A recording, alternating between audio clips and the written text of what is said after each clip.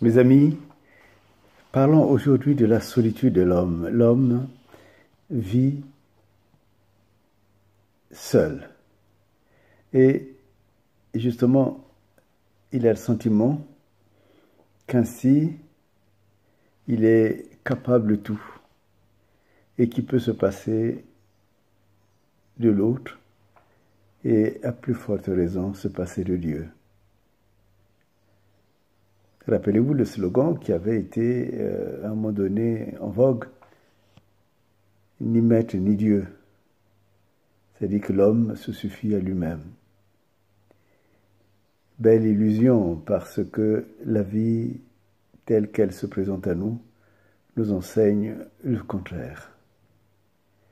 Et souvent, beaucoup d'actions que nous menons tambour battant, nous avons le sentiment que c'est bon, nous allons y arriver, nous sommes affirmés et patatras, ce qui arrive était imprévisible. Et c'est pour cela que Jésus vient nous enseigner autre chose. Par ce dimanche, je voudrais vous inviter à lire l'Évangile selon Jean, chapitre 15, verset 5. Sans moi, vous ne pouvez rien faire.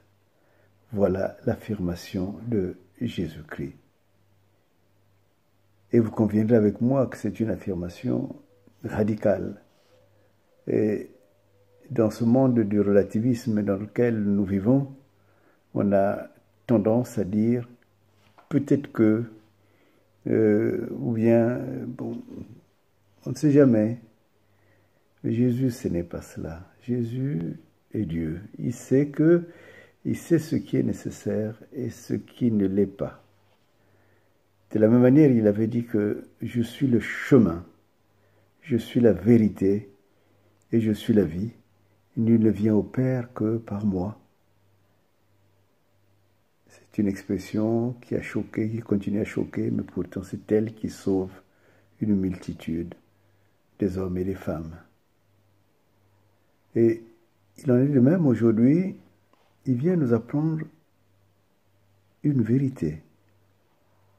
Que dans le monde où nous sommes, où le prince de ce monde cherche absolument à détruire l'homme, à mettre l'homme d'échec en échec, et de telle façon qu'il doute de lui, ce qui conduit beaucoup à la désespérance, à la dépression, et aussi à aller...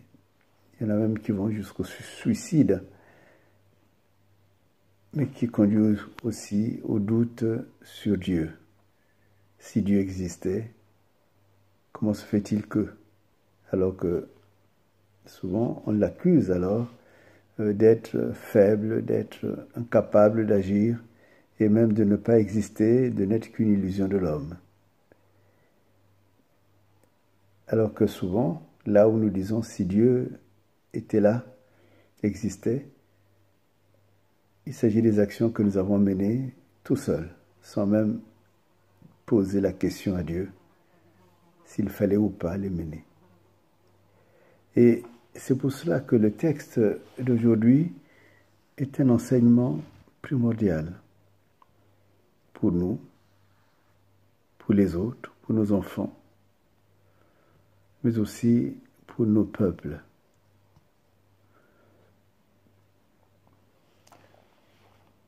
Jésus nous dit que le monde tel qu'il est, nous le voyons d'une manière, mais nous ne voyons pas celui qui est dans ce monde, qui se charge de ruiner tout ce que l'homme fait. Sa famille, son travail, sa vie, uniquement pour faire douter l'homme de Dieu. Et Jésus vient nous apprendre, au-delà de l'antidote, mais également, il vient nous apprendre qu'il faut nous appuyer sur Dieu. C'est lui qui combat et qui connaît notre adversaire, quel que soit le domaine. Domaine de la santé, domaine de la vie, domaine de la prospérité, mais aussi le domaine politique. Tous les combats ne peuvent être gagnés que par Jésus-Christ. Parce que lui, il a tout vaincu. Il s'est donné, il était Dieu et il est resté Dieu. Il a donné sa vie pour nous, uniquement pour que nous puissions être vainqueurs, pour que nous puissions triompher de notre adversaire, que dans l'adversité nous soyons les meilleurs, ceux qui triomphent. Et c'est pour cela qu'il vient nous enseigner cela, que ne suivez pas les autres qui veulent agir sans moi, ne suivez pas les autres qui suivent leur raisonnement. Mais de la même manière, il nous a dit, venez à moi, vous tous qui êtes fatigués, chargés, et je vous donnerai du repos. Et frères et sœurs, je vous avais convié à tenter cela, à l'expérimenter.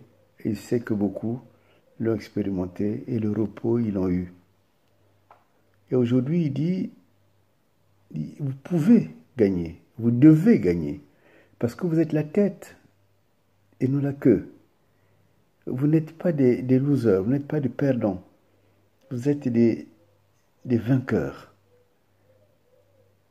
Mais alors, il nous enseigne que si vous ne venez pas avec moi, si je ne suis pas votre soutien, vous n'y arriverez pas.